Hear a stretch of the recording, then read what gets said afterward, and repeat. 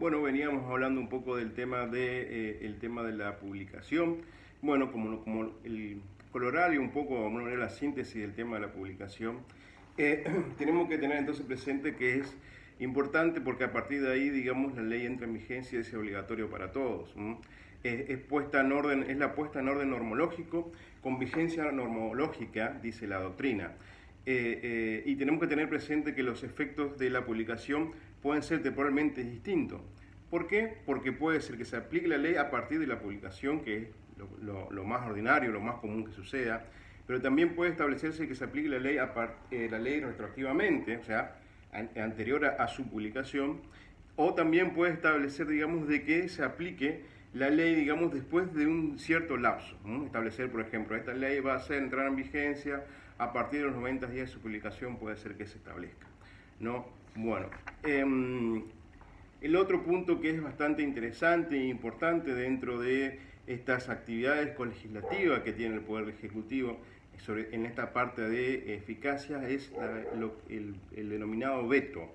Este veto, que es una facultad que tiene el Poder Ejecutivo de observar los proyectos de ley sancionados por el Congreso. Esta terminología o este término de veto no está utilizado en la Constitución Nacional. Ahí lo que se utiliza la palabra es reenvío, con lo que se quiere decir es que se devuelve el proyecto a las cámaras respectivas.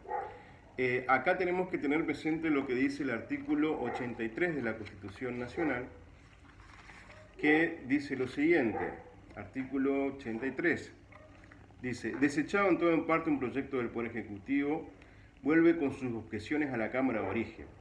Esta discute de nuevo y si lo confirma por mayoría de 2/3 de votos, pasa otra vez a la Cámara de Revisión. Si ambas cámaras lo sancionan por igual mayoría, el proyecto de ley pasa al Poder Ejecutivo para su promulgación. Bien. Acá vemos entonces cómo se hace referencia entonces a que, utilizando el término que es desechando en todo o en parte un proyecto por el Poder Legislativo. Es ahí donde está establecido entonces la facultad que tiene el Poder Ejecutivo, digamos, de rechazar y desechar, digamos, los proyectos sancionados por el Congreso. Bueno, de lo que surge ahí es que puede observar el proyecto en todo o en parte. Hay que tener una previsión con respecto a esto en lo que está establecido en el artículo 80, que es cuando puede haber, digamos, un veto parcial. La parte no vetada se puede promulgar, digamos. Ahí establece un mecanismo especial, digamos, en esos casos, que reenvía, digamos, a lo que se tiene que hacer para el caso de los decretos de necesidad de urgencia. Tiene ese trámite la parte, digamos, que se pretende promulgar que no ha sido vetada.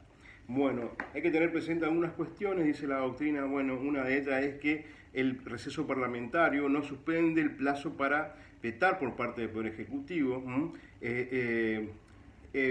Puede volver al Congreso, que puede insistir en sesiones extraordinarias, también dice la doctrina, según el artículo 83 de la Constitución Nacional. Después tenemos que tener presente también que los proyectos presentados por el Poder Ejecutivo pueden ser vetados por el mismo. Sería algo raro que suceda, digamos, que si el Poder Ejecutivo presenta un proyecto, después el mismo se vete si es aprobado. Pero la posibilidad está, puede ser que haya cambiado el integrante del Poder Ejecutivo, puede ser, digamos, que haya cambiado las circunstancias, o que las cámaras de diputados, senadores hayan introducido cambios que hagan, digamos, que cambios en el proyecto original del Poder Ejecutivo que hacen, digamos, que el mismo pueda vetarlo. Esta situación se da un poco cuando durante el gobierno de Macri se presentó, digamos, el proyecto sobre el tema del aborto, que después generó, digamos, un intenso debate, digamos, en la Cámara de Diputados, donde fue aprobado. Al final no pasó a la Cámara de Senadores, digamos, pero se decía, digamos, de que había generado tantas tensiones, digamos, que si se aprobaba en Cámara de Senadores, en eso descartaba, digamos, de que el presidente de aquel momento, el presidente Macri, digamos, pudiera vetar su propio proyecto de ley, ¿no? Bueno, con el veto, lo otro que se plantea la doctrina es que cuando se veta un proyecto de ley, se debe reenviar, digamos, a la Cámara de Origen. Bueno, acá hay una pequeña cuestión entre la doctrina. Algunos dicen que tiene que mandar a la Cámara y la Cámara es la que tiene que remitir a la Cámara de Origen para que en todo caso inicie el trámite,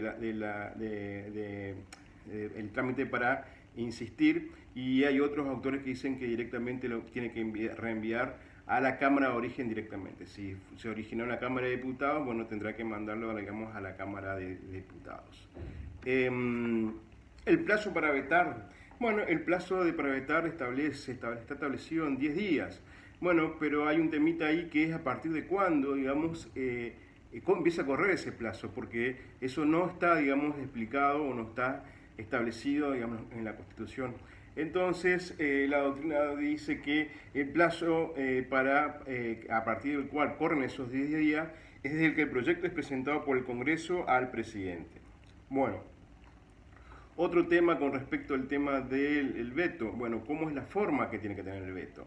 Bueno, la doctrina dice, digamos, que el Poder Ejecutivo puede devolver con un mensaje, simplemente, o con un decreto. Porque esto no está determinado, digamos, en la Constitución Nacional, cómo es que tiene qué forma tiene que tener el acto del veto.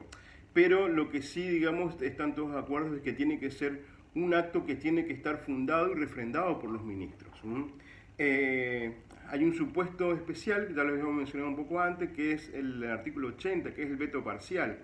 En el caso de una promulgación parcial de la parte no vetada, esta tiene indicada expresamente la forma de decreto en el artículo 100, en el inciso 13, y tiene que ir con el refrendo, digamos, del jefe de gabinete de todos los demás ministros, y tiene que ser sometido a la comisión bicameral. Bueno, la facultad del Poder Ejecutivo, digamos, de vetar es la regla. Él puede vetar todos los proyectos, pero hay dos excepciones. El primer supuesto de excepción en el cual el presidente no puede vetar es cuando hay insistencia de las cámaras ante el primer veto del proyecto. O sea, habíamos dicho que el proceso era, digamos, pasa por la Cámara de Origen, es aprobado, pasa por la Cámara de Revisores, es aprobado, va al Poder Ejecutivo, esto lo veta, lo reenvía a la Cámara de Origen, y si estas dos cámaras vuelven a insistir con las dos terceras partes, ahí ya en ese supuesto el Poder Ejecutivo no tendría, digamos, ya la facultad de vetarlo. Y el otro caso, digamos, donde el Poder Ejecutivo tampoco tiene habilitada la facultad de poder vetar, es en el caso de la consulta popular vinculante. El referéndum obligatorio que está en el artículo 40 de la Constitución Nacional. Bueno, la doctrina también ha diferenciado que también que solo pueden ser vetados aquellas leyes con contenido legislativo. ¿Por qué hacen esta aclaración en la doctrina? Porque generalmente, digamos, el poder legislativo, todos los actos que saca lo hacen a través del formato de ley. Pero no siempre tienen no siempre estas leyes tienen un contenido legislativo, sino que muchas veces pueden tener contenidos políticos o pueden tener, digamos, contenidos administrativos y otras veces contenidos legales. Entonces, porque todo lo sacan con el formato de ley. Entonces, solamente el Poder Ejecutivo puede vetar aquellos que tengan un contenido legal, o sea, que sean materialmente leyes, no aquellas que tengan formato de ley pero tengan un contenido político o tengan un contenido administrativo. Bueno, tenemos que analizar un poco el tema de la promulgación parcial de las leyes, artículo 80. Artículo 80, anoté acá que teníamos que leerlo, vamos a leerlo.